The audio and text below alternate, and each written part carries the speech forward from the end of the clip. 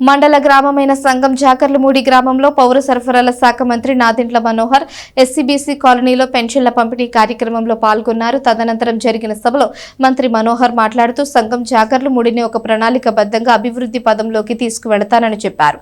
ఇప్పటి వరకు గ్రామం సరైన అభివృద్ధిలోకి రాకపోవడానికి అనేక కారణాలు ఉన్నాయని, గతంలో వేమూరు నియోజకవర్గంలో ఉండడం, ఆ తదుపరి తెనాలి మండలంలోకి గ్రామం చేరడం వంటి అంశాల వల్ల ఇక్కడ అభివృద్ధి అనుకున్నంత రీతిలో జరగలేదని ఆయన తెలియజేశారు.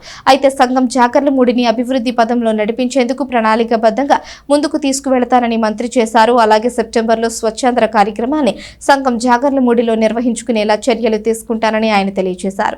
అదేవిధంగా వచ్చే నెల సదరన్ క్యాంపుని తెనాలి ప్రభుత్వ ఆసుపత్రిలో నిర్వహించేలా చూస్తానని చెబుతూ ప్రభుత్వం చేపట్టిన అనేక సంక్షేమ కార్యక్రమాలు ప్రజలకు ఎంతగానో ఉపయోగపడుతున్నాయని చెప్పారు. ఇటీవల స్త్రీ శక్తి పథకం ద్వారా మహిళలు రాష్ట్రంలో ఎక్కడికైనా ఉచితంగా ప్రయాణిస్తున్నారని, అలాగే దీపం పథకం కింద 1 కోటి మందికి ఉచితంగా సిలిండర్లు ఇవ్వడం జరుగుతుందని, అలాగే తల్లికి వందనం, రైతు సంక్షేమం వంటి అనేక కార్యక్రమాలు కూటమి ప్రభుత్వం ప్రజలకు అందిస్తుందని మంత్రి నాదెండ్ల మనోహర్ తెలియజేశారు.